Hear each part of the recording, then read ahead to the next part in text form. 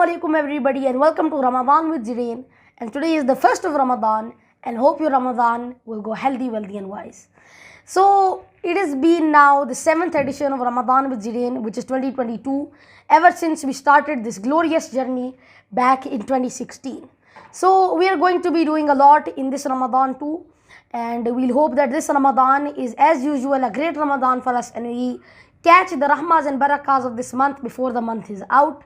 We do our best and do good deeds, and we be prepared for the next 11 months that come after that, and do more rahmas and barakas and get the more blessings of Allah subhanahu wa ta'ala even after Ramadan.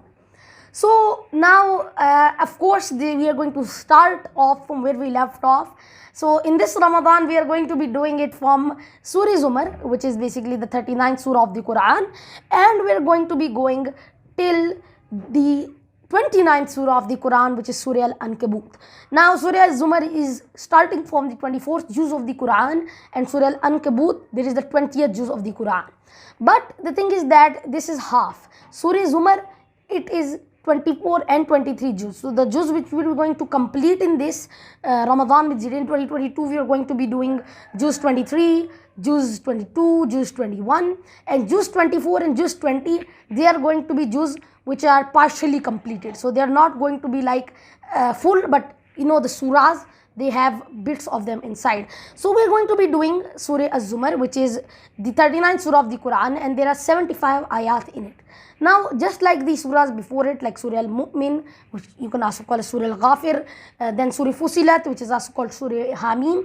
Now these surahs, they all have this pattern which is with Surah Zumar, and that is Tawheed al-Rububiyah. Now these surahs, which basically you can say Surah Sajda is also like, but Surah Yasin, Surah Fatir till at least Surah Hamim, those are basically, you know, even Surah Zukhruf.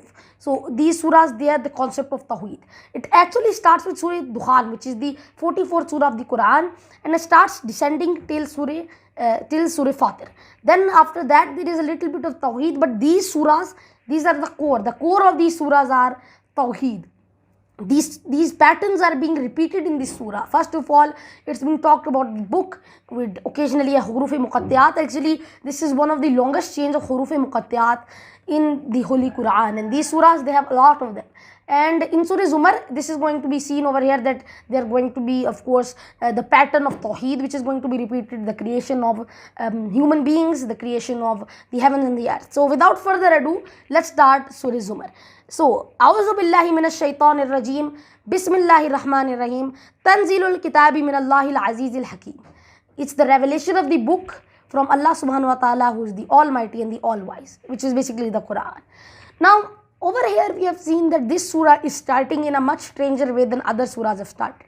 Like Surah Hamim, it starts with Hamim, just like this Surah Ghafir is also, and then after that there are other surahs too which start with huruf-e-muqattiyat. So basically Surah Zumar is one of those surahs which does not start with huruf-e-muqattiyat. It is actually starting from basically what would be the second verse of other surahs. In most surahs in this row, there is basically that first of all the first verse is huruf-e-muqattiyat, and then the second verse is basically almost the same verse, Tanzilul Kitabi minallahil Azizil Hakim, or something on that line. This is the revelation of that book. But in Surah Zumar, it has got to that point at the same time. Now it's more verses about the book. Inna anzalna ilaykal kitaba bil haqqi fa'budillaha mukhlishan lahud-din. Indeed, we have sent you the book with clear proof, so obey Allah subhanahu wa ta'ala and be sincere to him. And basically by being sincere, it is the meaning of this is not showing off, doing the deeds for the sake of Allah subhanahu wa ta'ala, just like we should do in Ramadan. In Ramadan we are going to do Sawm, we are going to fast, we are going to pray Salah. All of this we are going to be doing for Allah subhanahu wa ta'ala, and that is what increases our taqwa, which is our self-consciousness. And that makes us closer to Allah subhanahu wa ta'ala, because we are going to be doing that sincerely for him. Now after this, the third verse, Ala lillahi ad-deenul khalis, walladheena takhadhu min dunihi awliya ma na'buduhum illa liyuqarribuna ila Allahi zulfa, inna Allaha yahkumu baynahum fima hum fihi yakhtalifun, inna Allaha la yahdi man huwa kadhibun kaffar. Basically the meaning of this is over here in this verse, that then it's the same thing that's coming over here, that this religion, this is only for Allah subhanahu wa ta'ala. everything that we are doing in this dunya which is a good deed, like for example, as I was giving the example, in Ramadan we are doing all these good deeds, we are taking these rahmas and barakas and all these blessings of Allah, they only come when we are sincere to Allah subhanahu wa ta'ala and we do all those good deeds for Allah subhanahu wa ta'ala and not for the sake of showing off. And then in the next part of this verse, it is being said over here that the disbelievers, they say that these small gods, they make us closer to Allah subhanahu wa ta'ala. Now the Arab pagan concept, that was basically that they used to have idols which were made out of like stone and clay, but what happened is that they used to invoke them because they thought that they were like incarnations of the big Lord, which is basically incarnations are like the human form or something like that, or they would either say that these are like the small things that are connected directly, they are connected directly to Allah subhanahu wa ta'ala, and this brings us closer to them. But over here it is said that there is no connection whatsoever to that, and if we invoke these idols more, this is actually going to make them more far than those who are then being closer to Allah subhanahu wa ta'ala. And this is what Allah subhanahu wa ta'ala is saying, He will judge on the day of Qiyamah, and on that day, it will be said to those people that now you have to taste what you used to do, but they will going to be say that we were misled from the big people and those who are the tyrants. But then there was a choice to them that they could have suffered, and instead they caved in without any struggle. So they could have suffered in the sake of Allah subhanahu wa ta'ala, but they didn't, and that is what going to be repeated to them on the day of Qiyamah. And it's going to be totally a big chaos in the hell, because it's going to be fighting between those people who used to bring people towards the bad path and those who are brought towards the bad path and those caved in. So that's what there's going to be chaos in the hell too. Now after this, the next verse, the fourth verse, لو أراد الله أن يتخذ ولدا لاصطفى مما يخلق ما يشاء سبحانه هو الله الواحد القهار. Basically over here it is said that if Allah subhanahu wa ta'ala would have taken a son, He could have chosen whoever He want, and it's not the people who choose whoever it is. Now the thing is that in the Arab pagan concept there was that the people used to choose, the people used to keep the names of the idols, but Allah subhanahu wa ta'ala, He would have chosen if He would have wanted a son. So that is basically what is said over here, and this is just a disbelief, and this is just a lie by those people who disbelieve. Now after this, we are going from one area to another. Now we were going from, first of all, the revealing of the scripture, which is a big thing. Now we are going towards the creation of the heavens and the earth, which is going to a little smaller thing. Now it's gonna go down than this too. We are going to go ahead and it's gonna go to a more smaller level. First we were from a big level, then to an earthly level. Now we're gonna go to an individual level. But here's the verse, the fifth verse. خلق السماوات والأرض بالحق يكور الليل على النهار ويكور النهار على الليل وسخر الشمس والقمر كل يجري لأجل مسمى ألا هو العزيز الغفار.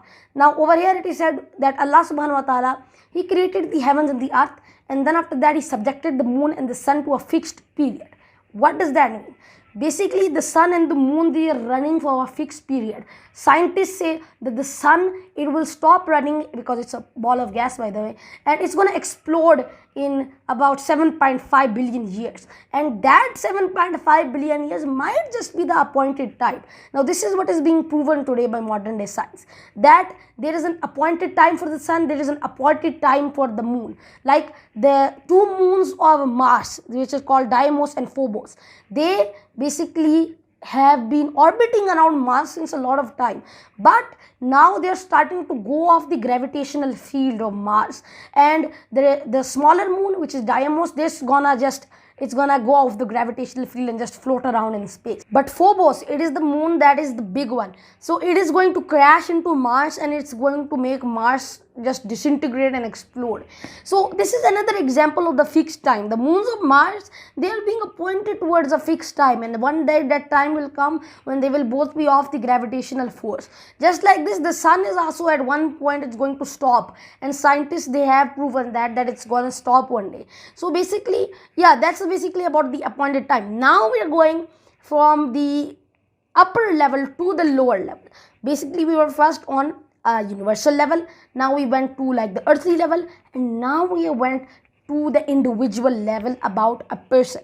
Just like it over here, خلقكم من نفس واحدة ثم جعل منها زوجها وأنزل لكم من الأنعام ثمانية أزواج يخلقكم في بطون أمهاتكم خلقا من بعد خلق في ظلمات ثلاث ذلكم الله ربكم له الملك لا إله إلا هو فأنى تصرفون. Now over here it is said we created you, and then after that basically created Adam alayhi salam. Then after that the generations of him, they went. So basically we are descended from Adam alayhi salam. There was just one person first, and that was Adam alayhi salam. Then after that now there are about 8 billion people in the world. So this is how it went down. Then after that it is said that he has sent down for you 8 pairs of cattle. Now a broader classification of what is cattle. Cattle is basically those type of animals that can be reared, but they are basically like they are mammals. All right, so I'm not going to say like it's going to be, because chickens, they can also be reared on farms, but those are not going to be classified as cattle. But the cattle on other hand, they are also milkable, they are also eatable, and they are also rideable. Like for example, the 8 cattle pairs, 2 pairs of sheep, then after that 2 pairs of goats, 2 pairs of camels, and 2 pairs of cows, and cows, buffaloes. So that's basically what comes in the broader term as cattle. Now after this, the next one, after that is told about the creation of the human being, how he is created in 3 layers of darkness. And Allah subhanahu wa ta'ala is the biggest creator. He creates a person in 3 layers of darkness, and he fashions him, and he creates him. Allazi khalaqaka fasawwaka fa'adalak. He is the one who created you, he fashioned you in 3 layers. And it said in Surah Taghabun that it's also that he has been created, you have been created, and you have been fashioned in the best way ever. Now after this, the next verse, the 7th verse, in takfuru fa inna allaha ghaniyun ankum wa la yarda li ibadihi al-kufr wa in tashkuru yardahu lakum wa la taziru waziratun wizra ukhra thumma ila rabbikum marji'ukum wa yunabbi'ukum bima kuntum ta'malun innahu alimun bi zati as-sudur. Basically its meaning is that if you people disbelieve, if you pagans of Makkah disbelieve, Allah subhanahu wa ta'ala has no need of you. Allah subhanahu wa ta'ala did not need you, because Allah subhanahu wa ta'ala, he has the angels and he has the believers. Now over there it is said in Surah Sajda, it is said that indeed Allah subhanahu wa ta'ala, he has this power. If you do not prostrate, then the angels are there who prostrate to him day and night, because of course the human has a free will, but the angels, they do not have any will, so they can prostrate to Allah subhanahu wa ta'ala day and night. But this dunya, this is a test for us, because Allah subhanahu wa ta'ala has made us to see that if Allah subhanahu wa ta'ala can see who is the true believer, who is the pious believer, who is the true person. Otherwise Allah subhanahu wa ta'ala has the angels, so it's not a problem. It's just said over here. And that's the thing, those people who have this disbelieving, they are just in those thoughts that they think about, and they will not change those thoughts, because Allah subhanahu wa ta'ala has stamped upon them, khatamallahu ala qulubihim. So that is the thing, they are just stamped upon. Then after this, the next verse, this is a really great verse about the relationship of man and Allah subhanahu wa ta'ala, that how a person, he is, when Allah subhanahu wa ta'ala gives him some calamity, and when Allah subhanahu wa ta'ala gives him a good deed. Now first of all, let me read the verse. وَإِذَا مَسَّ الْإِنسَانَ ضُرٌّ دَعَا رَبَّهُ مُنِيبًا إِلَيْهِ ثُمَّ إِذَا خَوَّلَهُ نِعْمَةً مِّنْهُ نَسِيَ مَا كَانَ يَدْعُو إِلَيْهِ مِنْ قَبْلُ وَجَعَلَ لِلَّهِ أَنْدَادًا لِيُضِلَّ عَنْ سَبِيلِهِ قُلْ تَمَتَّعْ بِكُفْرِكَ قَلِيلًا إِنَّكَ مِنْ أَصْحَابِ النَّارِ. Basically there are 2 types of people who come in the ungrateful classification.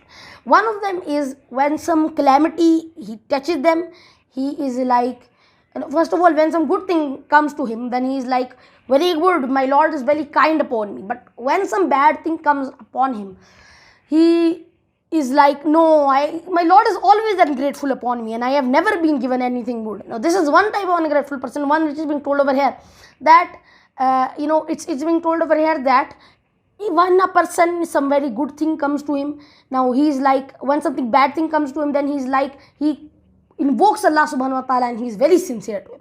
And when that thing, it is being lifted upon him, he is like, I have done everything myself and nobody has helped me. This was the case with the town of Ilyas alayhi salam, where he was sent down. Over there, that's what happened. They were actually given 8-9 torments, and they were given a lot of punishments to an earthquake, sometimes some rain, and these things, So basically, a flood. So basically, then what happened is that these people, they always started invoking Allah subhanahu wa ta'ala whenever a torment came. But when that punishment, it went away, then they started being arrogant and very big once again. It's going to be also described in Surah Al-Ankabut, that when the people, they ride the boat, then after that, when the wave starts engulfing them, they start to invoke Allah subhanahu wa ta'ala, but when they come to the shore, they are like, we have done all this by ourselves. Then after this, the 9th verse, amman, now it is being told over here the comparison of the disbeliever and the believer. Now the verse over here, it says, amman huwa qanitun ana allahi sajidan wa qa'iman yadhuru al-akhirata wa yarju rahmata rabbi qul hal yastawi allazina ya'lamuna wal lazina la ya'lamun innama yatadhakkaru ulul albab. Over here it is being said that is that person who believes, who stands all the night praying for Allah subhanahu wa ta'ala, praying to Allah subhanahu wa ta'ala, that is basically tahajjud. And then after that, he prays all the 5 times salah, he does saum, he gives zakat, everything, and he is compared to a person who does none of these, and plus he is bringing people to shirk, to invoke in shirk. So is that person equal to that person? It is not. Is the blind person equal to that person who can see? No, he is not.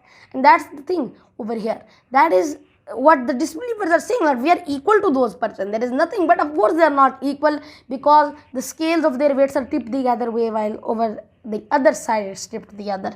Now we're going to the 10th verse. قُلْ يَا عِبَادِي الَّذِينَ آمَنُوا اتَّقُوا رَبَّكُمْ لِلَّذِينَ أَحْسَنُوا فِي هَذِهِ الدُّنْيَا حَسَنَةً وَأَرْضُ اللَّهِ وَاسِعَةٌ إِنَّمَا يُوَفَّى الصَّابِرُونَ أَجْرَهُمْ بِغَيْرِ حِسَابٍ. It is being said over here that those people who believe good, who are steadfast upon it, إِنَّ الَّذِينَ قَالُوا رَبُّنَا اللَّهُ ثُمَّ اسْتَقَامُوا تَتَنَزَّلُ عَلَيْهِمُ الْمَلَائِكَةُ أَلَّا تَخَافُوا. They are said in Surah Fusilat that those people who believe in Allah subhanahu wa ta'ala and who are steadfast, they will be given a reward, and indeed they will be in Jannah. Now over here it is being said what the Prophet Muhammad sallallahu alaihi wasallam should say to the disbelievers, starting with the verse number 11. Qul inni umirtu an a'budallaha mukhlishan lahu ad-din. Say, indeed I am commanded to worship Allah subhanahu wa ta'ala and be sincere to him without showing off. Wa umirtu li an akuna awwal al-muslimin. And I am becoming the first of the Muslims, which is basically submitting the will of Allah subhanahu wa ta'ala. Meaning of this is that the Qur'an was revealed, and the Qur'an is the only book that has been staying and has no amendment in it.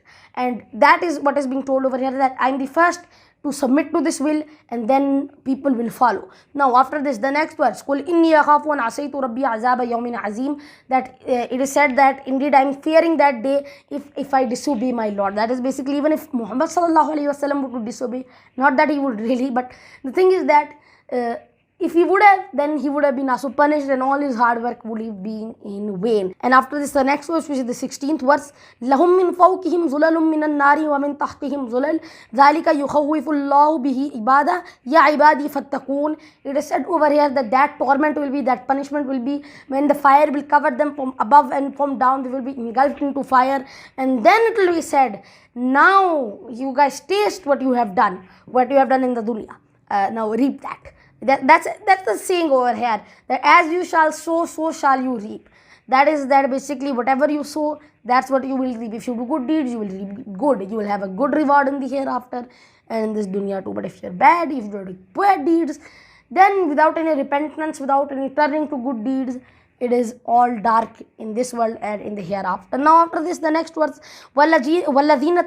وَالَّذِينَ اجْتَنَبُوا الطَّاغُوتَ أَن يَعْبُدُوهَا وَأَنَابُوا إِلَى اللَّهِ لَهُمُ الْبُشْرَى فَبَشِّرْ عِبَادٍ. It is being said over here, those people who avoid the false deities, which is the false lords and false gods, and they do not worship them, these are the people who will be announced the glad tidings. Now Taghut, it does not only mean idols. If we people put money above all priority, even above God, then that's going to be also Taghut. So basically any false deity that we are not willing to sacrifice. Anyway, next verse. Then the 18th verse, الذين يستمعون القول فيتبعون أحسنه أولئك الذين هداهم الله وأولئك هم أولو الألباب. Those people who listen to the good word, which is basically, good word is La ilaha illallah, which is the kalma, which is the Shahadah. That is basically, if they listen to that, that is basically accepting Islam. Then they will be given the good tidings and they will be in Jannah. Inshallah, may Allah subhanahu wa ta'ala make us min as-sabiqun as-sabiqun, and may Allah subhanahu wa ta'ala make us from the most above in Jannah.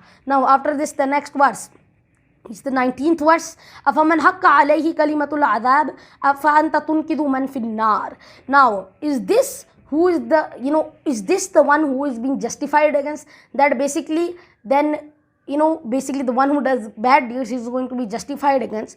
But is this person who is being justified as a good person equal to that person who is justified as evil? Now this all verse was just to clarify that situation, but the pagans were saying that disbeliever equal to believer. Now was deemed as false over here.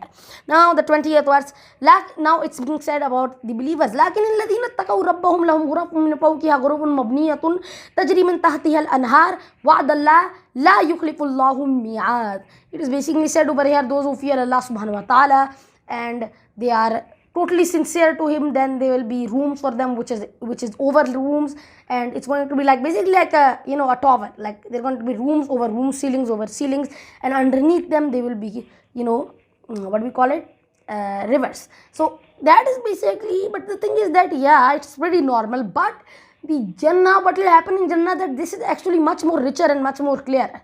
Now the color saturation will be much more clear, it will be much more brighter, but not, it will be brighter, it will be quite bright, but it will still not hurt the eyes of the believers. It will be bright, but we can see the intense saturation and the intense richness of everything in Jannah.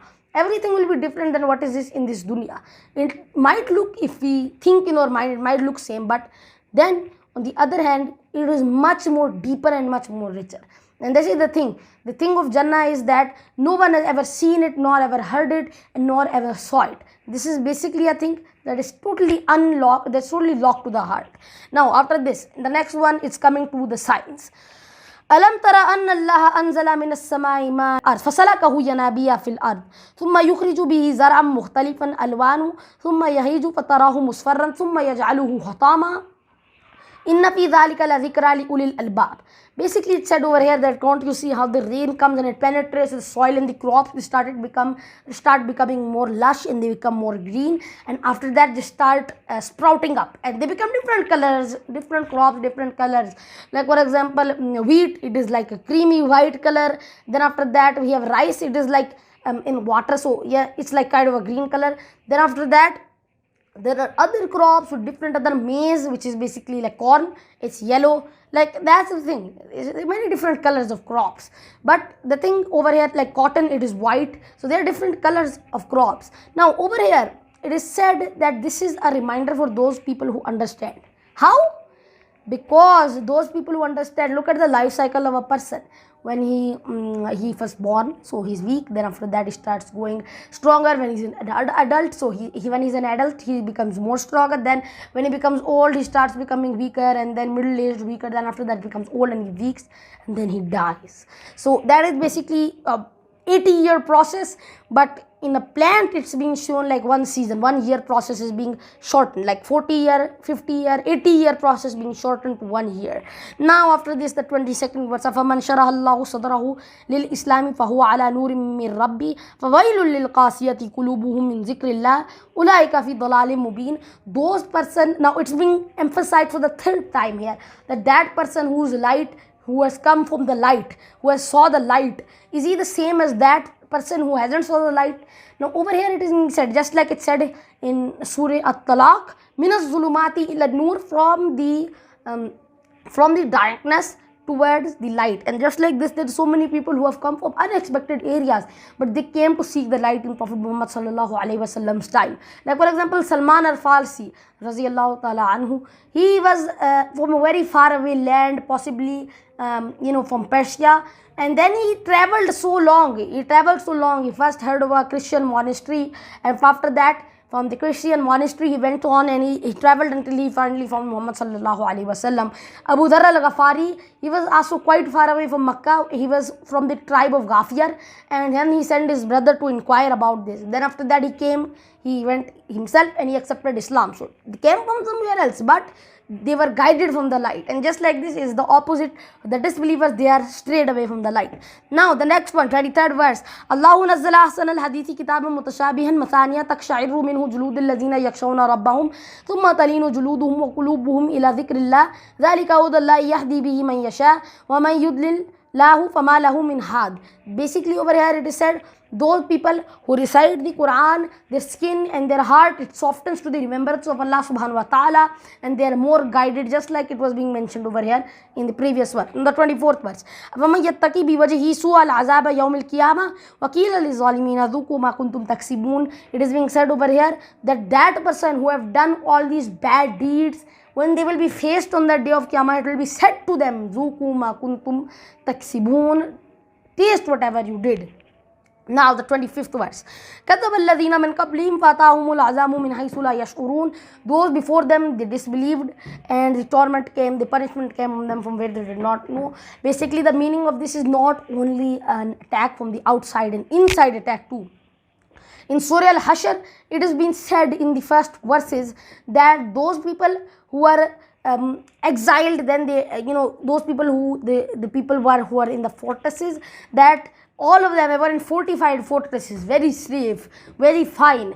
But still the fear, it came to them and they surrendered. Why? Because Allah subhanahu wa ta'ala, He put in their hearts fear, and they surrendered. And that's what Allah subhanahu wa ta'ala did. So that's the thing, the torment, it might come from where they did not know.